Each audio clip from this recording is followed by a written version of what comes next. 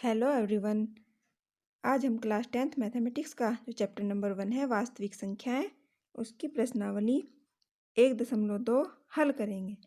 प्रश्न नंबर 1, निम्नलिखित संख्याओं को अभाज्य गुणनखंडों के गुणनफल के रूप में व्यक्त कीजिए। अभाज्य गुणनखंड हमें संख्याओं के ज्ञात करने हैं और उसके गुणनफल के रूप में हमें इन संख्याओं को व्यक्त करना है। प्रश्नावली हल करने से पहले हम जो इसके विभाजिता के नियम है 2 से 5 तक वो जानेंगे। 2 से विभाजिता का नियम।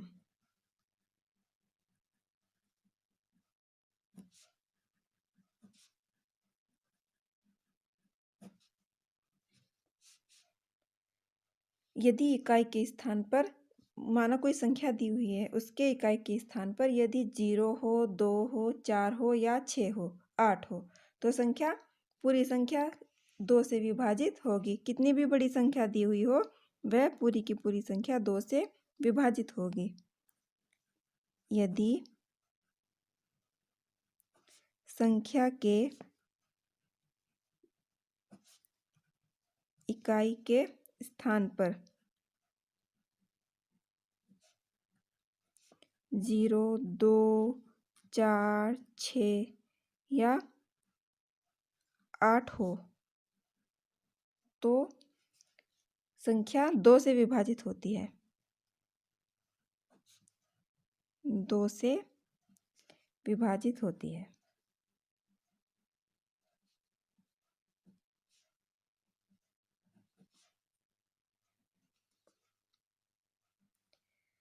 तीन से विभाजिता का नियम।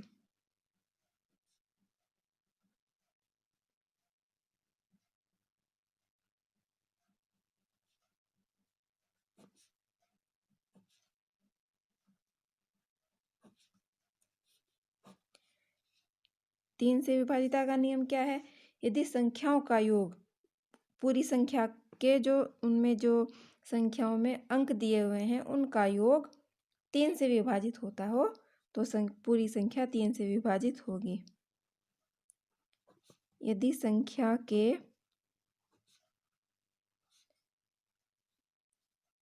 अंकों का योग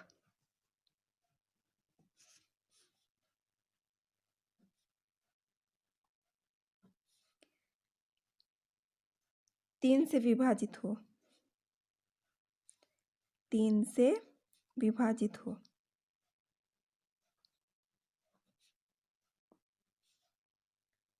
तो संख्या 3 से विभाजित होगी।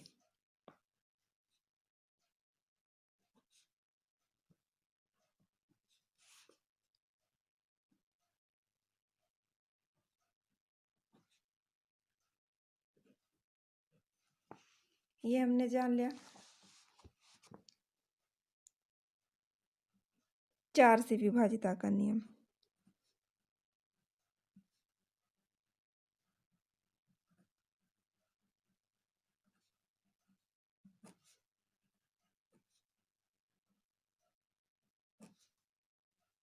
चार से विभाजिता का नियम क्या है? यदि संख्या के अंतिम 2 अंक 4 से विभाजित हो जाए तो पूरी संख्या 4 से विभाजित होती है।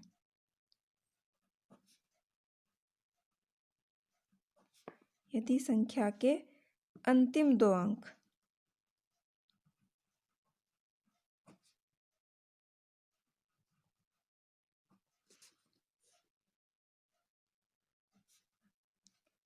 4 से विभाजित हों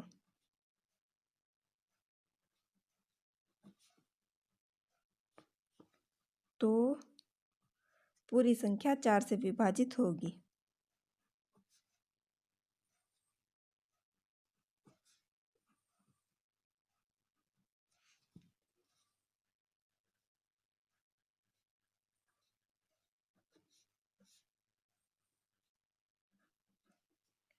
और 5 से विभाजिता का नियम क्या कहता है? यदि संख्या में इकाई के स्थान पर 0 या 5 हो।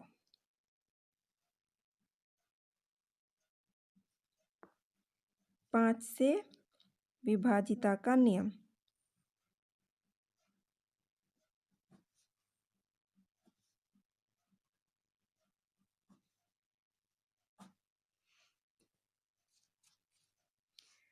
यदि संख्या में इकाई के स्थान पर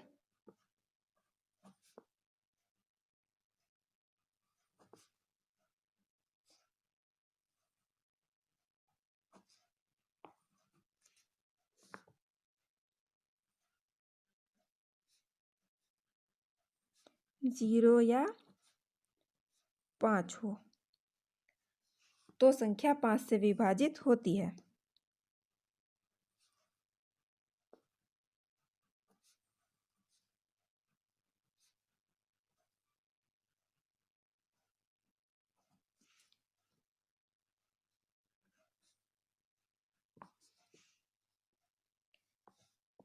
ये हमने 2 से 5 तक विभाजिता के नियम हैं जो पढ़े, इन्हें आप याद कर लीजिएगा। एक्सरसाइज 1.2 प्रश्न नंबर 1। चलिए शुरू करते हैं।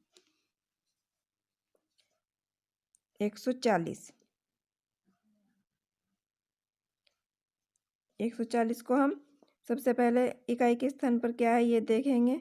0 है, इसका मतलब ये 2 से विभाजित होगा। 2 सत्ते 14, 2 0 0। फिर 2 से 2 तिया 6, 2 पंजे 10। फिर 5 से कटेगा, 5 सत्ते 35। 7 क्या है? 7 एक अभाज्य संख्या है, इसलिए ये 7 से 7 एकम 7।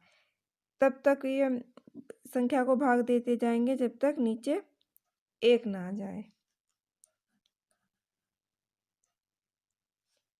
2 गुना 2 गुना 5 गुना 7, ये हमारा आंसर आ गया।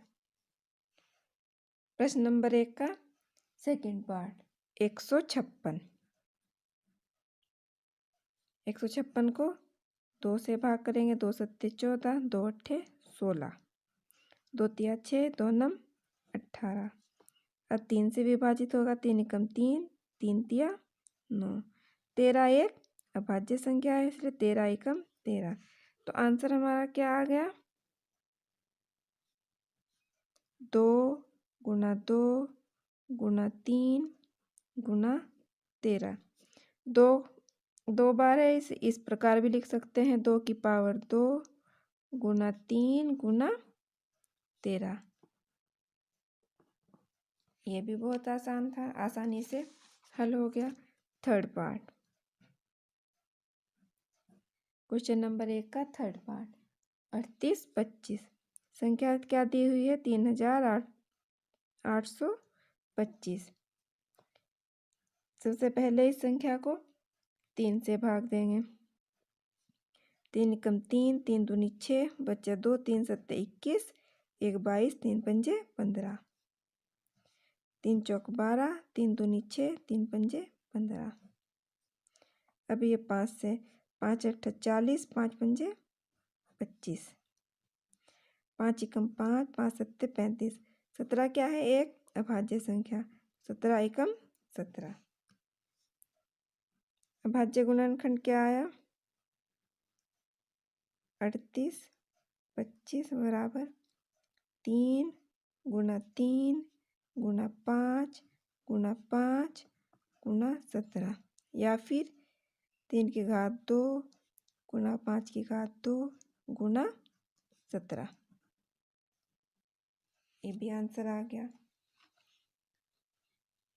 चौथा पार्ट, क्वेश्चन नंबर फर्स्ट का चौथा पार्ट। 5005। ये संख्या सबसे पहले 5 से भाग देंगे इसे। 5 एकम 5, 5 0 0, 5 0 0, 5 एकम 5। अब किससे कटेगी है? 7 से। 7 एकम 7, 3 7 तिया 7 चौक 28, 29, 30, 7 तिया 21। फिर ये कटेगी 11 से सीधा। 11 एकम 11, बच्चा 3, 11 तिया 33। फिर 13 से, 13 एकम 13। तो आंसर क्या आ गया हमारा? बराबर 5 गुना 7 गुना 11 गुना 13। ये आंसर आ गया। 5वां पार्ट।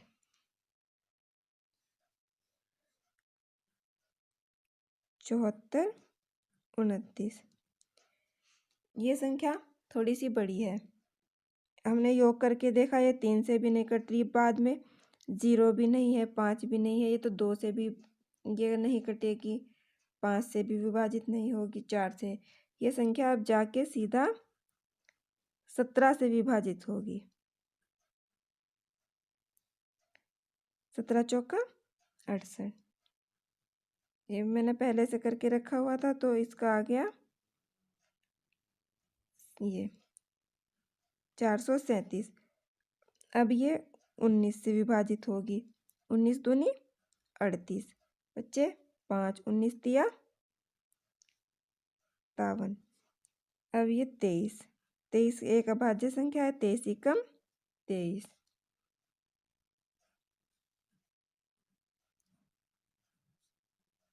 क्या आ गया इसका? 17 गुना 19 गुना 23। चाहे तो इसे 1 को भी यहाँ पर लिख सकते हैं। प्रश्न नंबर 1 के 5 पार्ट सोल्व हो गए। अब प्रश्न नंबर 2, पूर्णांकों के निम्नलिखित युग्मों के युग्म यानी के जोड़े युग्मों के एचसीएफ और एलसीएम ज्ञात कीजिए।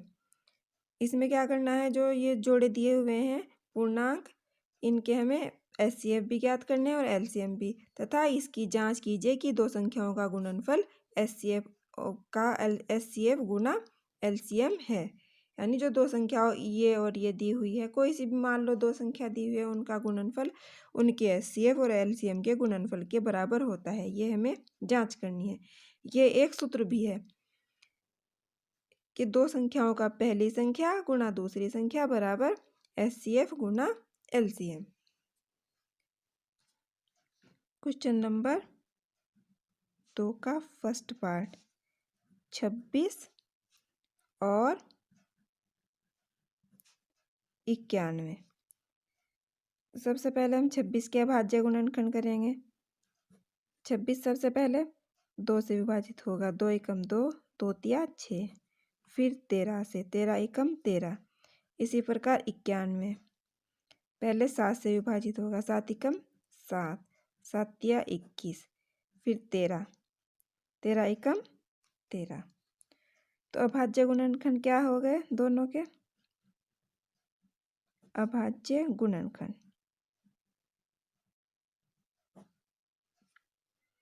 26 अब 2 गुना 13 और 91 के 7 और 13। इसलिए इन दोनों संख्याओं का एचसीएफ कितना होगा? एचसीएफ वह संख्या होती है जो दोनों गुणनखंडों में कॉमन होती है। 26 का भाज्य गुणनखंड 2 गुना 13, 91 का 7 गुना 13। तो इन दोनों में क्या कॉमन है? 13। तो एचसीएफ हो गया 13। एलसीएम ये दोनों हमें ज्ञात करने हैं। एलसीएम कितना हो गया? एलसीएम जब हम दो गुणनखंड दिए हुए हैं दो संख्याओं के, जब दोनों संख्याओं का एलसीएम निकालते हैं, जो दोनों में कॉमन है उसे तो हम एक बार लिखेंगे, और जो बाकी बचे हुए हैं उन्हें भी हम गुणा में लिखेंगे। 2 गुना 7, जब हम इनके गुणा करेंगे 13 दूनी 26, 26 और हम 7 की गुणा करेंगे तो हमारा आ जाएगा 182। ये आ गया आंसर। अब क्या करना है? उत्तर की जांच करनी है। उत्तर की जांच कैसे करेंगे? प्रश्न में दिया हुआ है कि पहली संख्या गुना दूसरी संख्या किसके बराबर होती है? उन संख्याओं का एलसीएम गुना एचसीएफ, यानी कि लघुत्तम समापवर्त्य और महत्तम समापवर्तक। ये एक सूत्र है, इसको आप अच्छी तरह से याद कर लेंगे कि पहली संख्या का और जो पहली संख्या और दूसरी संख्या का गुणनफल है वह उन संख्याओं के एलसीएम और एचसीएफ के गुणनफल के बराबर होता है। यह सिर्फ दो संख्याओं पर ही लागू होता है, यानी अगर तीन संख्या दी हुई हो तो यह नियम लागू नहीं होता। पहली संख्या क्या है? 26। हम जांच करेंगे, 26 और 91 की गुणा करेंगे और इधर एलसीएम 182 गुणा 13। जब हम 26 और 91 की गुणा करेंगे तो हमारा कितना आ जाएगा? 2366, जो किसके बराबर है? इधर हम 13 दूनी 26, जब इधर से हम गुणा करेंगे तो इधर भी हमारा क्या आएगा? 2366। पहली संख्या और दूसरी संख्याओं का गुणनफल किसके बराबर है? एलसीएम और एचसीएफ के बराबर है। ये अगर बराबर है तो हमारा आंसर सही है। अगर ये बराबर नहीं आ रहे हैं कि पहली संख्या और दूसरी संख्या का गुणनफल एलसीएम और एचसीएफ के बराबर गुणनफल के बराबर नहीं आ रहा है, तो इसका मतलब है हमने एचसीएफ या एलसीएम गलत निकाला है, आंसर हमारा गलत है। क्वेश्चन नंबर 2 का फर्स्ट पार्ट आसानी से सॉल्व हो गए। दोनों के गुणनफल बराबर आ रहे हैं। ये जांच में क्या पता चला कि हमारा आंसर सही है। क्वेश्चन नंबर 2 का सेकंड पार्ट 510 और दो संख्या दी हुई है 510 और 92। अभाज्य गुणनखंड ज्ञात करेंगे। 510 इधर लिखेंगे, 510 को 2 से भाग करेंगे, 2 दूनी 4, 2 पंजे 10, एक बचा, 2 पंजे 10। फिर ये 3 से, 3 अट्ठे 24, बचा 1, 3 पंजे 15। अब 5 से भाग होगा, 5 एकम 5, 5 सत्ते 35, 17 एक अभाज्य संख्या तो 17 से भाग करेंगे, 17 एकम 17। इसी प्रकार 92 का निकालेंगे। जब हम 2 से भाग करेंगे, क्योंकि इकाई के स्थान पर 2 है, 2 चौका 8 और 1 9, 2 छक्के 12। फिर 2 से, 2 दूनी 4, 2 तिया 6 और 23 से, 23 एकम 23। तो अभाज्य गुणनखंड क्या हो जाएंगे इनके?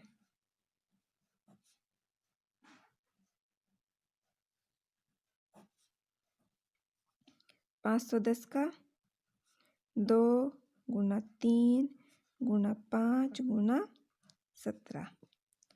92 का 2 गुना 2 गुना 23।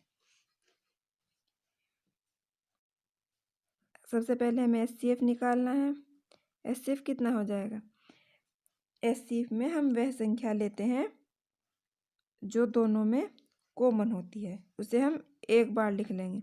दोनों में कॉमन क्या है? 2, तो एचसीएफ आ गया 2। और एलसीएम जो दोनों में कॉमन है उसे तो एक बार लिख लेंगे, यानी कि एचसीएफ। बाकी की संख्याओं को फिर गुणा कर देंगे। 2 गुना 3 गुना 5 गुना 17 गुना 2 गुना 23। तो जब हम इनके गुणा करेंगे, गुणा करने में तो बहुत ज़्यादा टाइम वेस्ट हो जाएगा। मैंने इनकी गुणा करके पहले से रखी हुई है। तो जैसे हम गुणा करेंगे, 2 तिया 6, 2 दूनी 4, तो 2 दूनी 4 तिया 12 पंजे 60। कितना आ जाएगा? 60 गुना 17 गुना 23। फिर जब हम इनकी दोबारा से गुणा करेंगे तो हमारा कितना आ जाएगा? 23 4 6 0। ये एचसीएफ आ गया और ये एलसीएम, आंसर आ गया। अब हम इसी तरह उत्तर की जांच करेंगे। जांच यहाँ पर लिखेंगे, जांच। पहली संख्या, इस सूत्र से हम जांच करेंगे, गुणा दूसरी संख्या,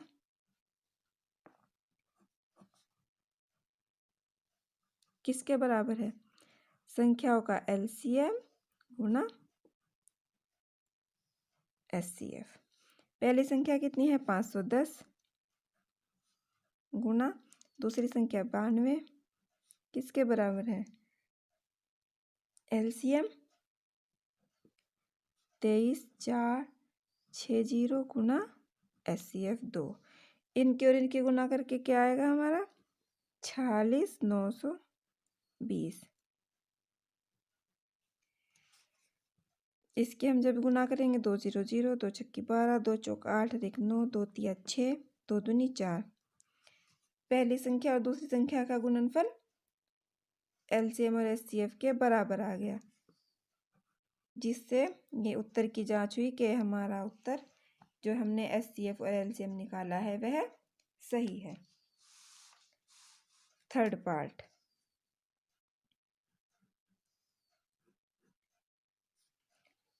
में संख्या दी हुई है 336 और 54। 336 और 54। इसी प्रकार पहले 3 से 36 का अभाज्य गुणनखंड करेंगे तो कितने आएंगे, 2 से डिवाइड करेंगे, 2 एकम 2, 2 छक्की 12, 2 अट्ठे 16, 2 अट्ठे 16, 2 चौक 8, 2 चौक 8, 2 दूनी 4, 2 दूनी 4, 2 एकम 2, 3 सत्ते 21, 7 एकम 7। 54 का करेंगे, 54 का कितना आ जाएगा हमारा, 2 दूनी 4, 2 सत्ते 14, 3 नम 27, 3 तिया 9, 3 एकम 3। यहाँ पर करेंगे अभाज्य गुणनखंड।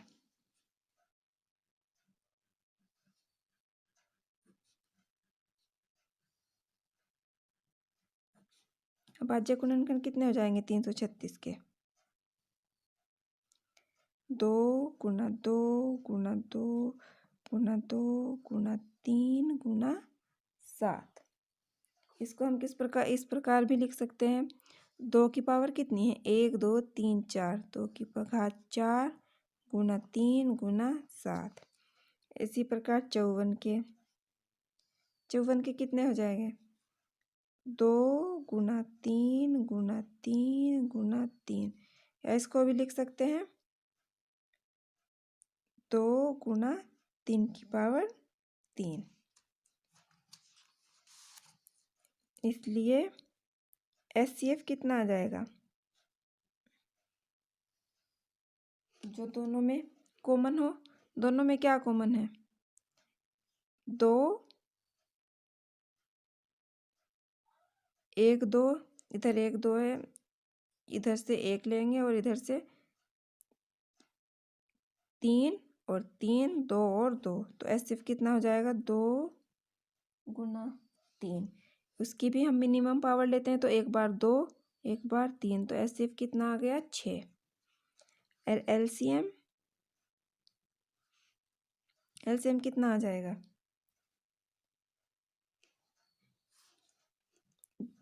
इधर 2 की पावर 4 गुना 3 गुना 7, नीचे गुना 2 गुना 3 की पावर 3। तो जब हम इनके गुना करेंगे तो कितना आ जाएगा हमारे पास, 2 दूनी 4 दूनी 8 दूनी 16 दूनी 16 और गुना 27 गुना 60। तो जब हमने इनकी गुना करी तो गुना करके हमारे पास आया 3024। SCF 6 और LCM 3024, ये आंसर आ गया। जांच करेंगे, पहली संख्या